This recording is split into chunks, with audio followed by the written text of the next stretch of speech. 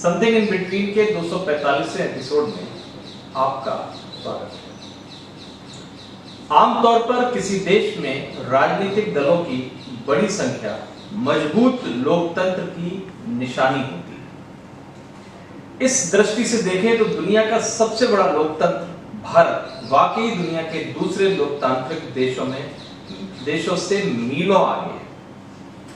आजादी के बाद से अब तक देश में हजारों राजनीतिक दलों का गठन हुआ है। बावजूद इसके देश का लोकतंत्र मजबूत होने के बदले कमजोर हुआ है। देश के हर चुनाव में दलों की संख्या बढ़ती जा रही है, मगर लोकतांत्रिक मूल्य धीरे धीरे खत्म होते जा रहे हैं। इस बहस को आगे बढ़ाने से पहले जरा इन आंकड़ों पर गौर कीजिए। आजादी के बाद साल 1952 में देश में पहला आम चुनाव हुआ। इस दौरान विभिन्न राज्यों में सैकड़ों विधानसभा चुनाव हुए। इन चुनावों में 2751 दलों ने हिस्सा लिया। बीते करीब 7 दशक में देश में राजनीतिक दलों की संख्या में 2200% की बढ़ोतरी हुई। दलों की संख्या के इतर अब इनकी संसद में नुमाइंदगी देखिए।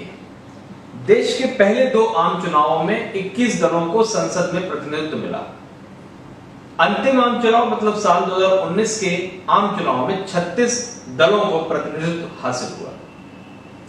दिलचस्प तथ्य यह है कि आजादी के बाद से अब तक महज 6 ऐसे दल हैं जिसने सारे आम चुनाव लड़े, जबकि महज 25 ऐसे दल हैं जिन्हें 10 चुनाव लड़ने का गौरव प्राप्त है। बाकी के दलों में चुनाव लड़ने के नाम पर महज अपनी प्रतीकात्मक उपस्थिति ही दर्ज कराएगी। देश में पंजीकृत और गैर पंजीकृत दलों में से 91% दलों को कभी संसद या विधानसभाओं में प्रतिनिधित्व नहीं मिला। दिलचस्प तथ्य यह है कि 3 दर्जन दलों को छोड़ दें तो हजारों की संख्या में ऐसे दल हैं जिन्हें महज 2 या 3 व्यक्ति ही चला रहे हैं। कई दल को चलाने वाले तो बस इकलौते हैं। सवाल है कि चुनावी सफलता न मिलने के बावजूद देश में कुकुर मुत्ते की तरह दलों की संख्या क्यों बढ़ती जा रही है? इस सवाल के जवाब में association for democratic reforms ADR के सह संस्थापक प्रोफेसर जगदीप छोक्कर कहते हैं, इसके कई कारण हैं, मगर एक बड़ा और मुख्य कारण चंदा हासिल करना है। संविधान के मुताबिक विधानसभा या लोकसभा चुनाव में कम से कम 1% वोट हासिल करने वाले दल ही चंदा हासिल कर सकते हैं।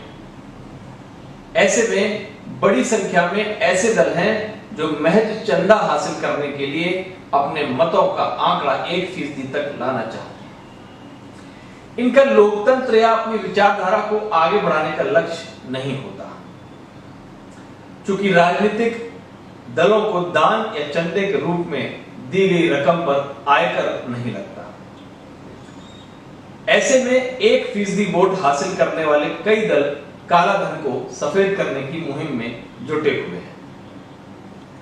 विशेषज्ञों का यह भी मानना है कि बड़ी संख्या में राजनीतिक दलों के अस्तित्व के कई और कारण हैं। देश की अर्थव्यवस्था बिखरी हुई है। अपना देश विविधताओं से भरा हुआ है। अलग अलग क्षेत्रों की अलग अलग क्षेत्रीय भावनाएं हैं। मुख्य धारा के दल इन भावनाओं को पूरा करने में अक्षम होते हैं। खास तौर पर 90 के दशक में देश के कई हिस्सों में क्षेत्रीय असंतोष मजबूती से उभरा। इसके अलावा कई दलों के नेताओं के बीच आपसी मतभेद हुए। इसके कारण कई क्षेत्रीय दल बने और इन क्षेत्रीय दलों के भी अलग अलग समूह ने राजनीतिक दलों का गठन किया। देश में अभी भी कई दल हैं जो मुख्यतः समाजवाद की राजनीति करने वालों का अलग अलग समूह है। कई क्षेत्रों का कांग्रेस से मोहभंग होने के कारण भी कई क्षेत्रीय दल अस्तित्व में आए। मसलन आजादी के बाद समाजवादी विचारधारा वाले दलों में अहम विचारधारा और महत्वाकांक्षा के कारण कई बार विभाजन हुआ। प्रजा सोशलिस्ट पार्टी में बिखराव हुआ। इसके बाद 90 के दशक में जनता दल कई हिस्सों में बटा। जनता दल से अलग होकर समाजवादी पार्टी, राष्ट्रीय Janata Dal, Janata Dal secular, Indian national लोक दल, रालोद जैसे दल बने। इनमें भी टूट हुई। फिर समता पार्टी, जनता दल यूनाइटेड, जजपा, लोक जनशक्ति पार्टी का निर्माण हुआ। कांग्रेस से टूटकर राष्ट्रवादी कांग्रेस पार्टी, तृणमूल कांग्रेस जैसे कई दल अस्तित्व में आए। हालांकि अहम सवाल यह है कि एक तरफ देश में दलों की संख्या बढ़ती गई, मगर लोकतांत्रिक मूल्य और लोकतांत्रिक मजबूती कमजोर होते चले गए। क्षेत्रीय भावनाओं की पूर्ति के नाम पर बने क्षेत्रीय दल भी लोगों की अपेक्षाओं पर खरे नहीं उतर पा रहे। इस बीच दलों की भीड़ के बावजूद सभी दलों में धनबल, बाहुबल और वंशवाद ने जड़ें जमा ली है। दलों की बड़ी संख्या लोकतंत्र को मजबूती दे सकती थी, मगर इन दलों का उद्देश्य लोकतंत्र के जरिए बदलाव लाने के बदले अपना अपना हित साधना था।